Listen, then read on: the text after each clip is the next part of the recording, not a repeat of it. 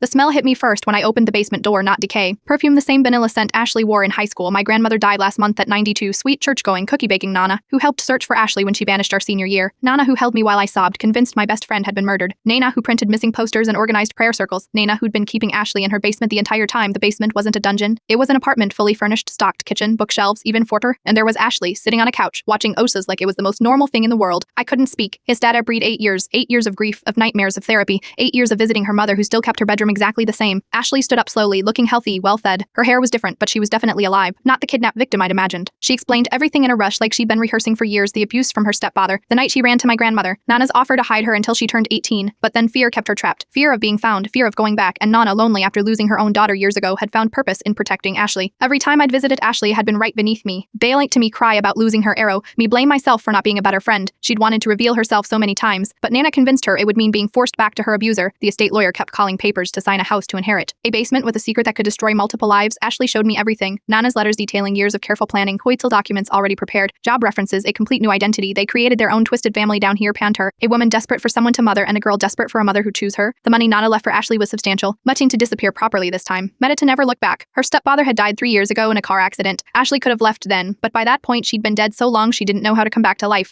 How do you explain 8 years of absence? How do you face parents who grieved, friends who moved on, a world that mourned you? I made my decision quickly. Take the money, take the new identity, disappear for real this time, because the alternative parent explaining how my grandmother had stolen 8 years from Ashley's family, how I'd inherited a house built on lies, parrot was impossible. Ashley left 2 days later with her new name and an old car Nana had kept registered under a fake couch. I kept the house but sealed the basement immediately. Rehat contractors, it was water damage, plexers. I just couldn't stand the smell of vanilla and secrets. The missing posters are still up in some places around town. Ashley's mother still posts on the anniversary, still hopes, and I stand there at the memorial they hold every year knowing the truth would destroy more lives than the lie. Sometimes I find things Nana hid, but in recipe books, cash and coffee cans, instructions for Ashley that read like a mother teaching her daughter to survive. Each discovery makes me wonder if there were others. If my grandmother had turned our family home into some underground railroad for desperate girls. Ashley sends proof of life, occasionally photos from places I don't recognize, always alone, always looking over her shoulder, free but not really saved, but still running. The basement has been converted into storage now. Boxes of Christmas decorations and old furniture covering the space where my best friend spent 8 years. But late at night I swear I can still hear footsteps down there. The ghost of a girl who is never dead moving through rooms that were never supposed to exist. My therapist thinks I am processing grief about Nana. If only she knew I am grieving for everyone, for Ashley's stolen years, for her mother's false hope, for my grandmother's twisted love, for the friendship we lost to a secret that saved and destroyed Ashley simultaneously. 8 years.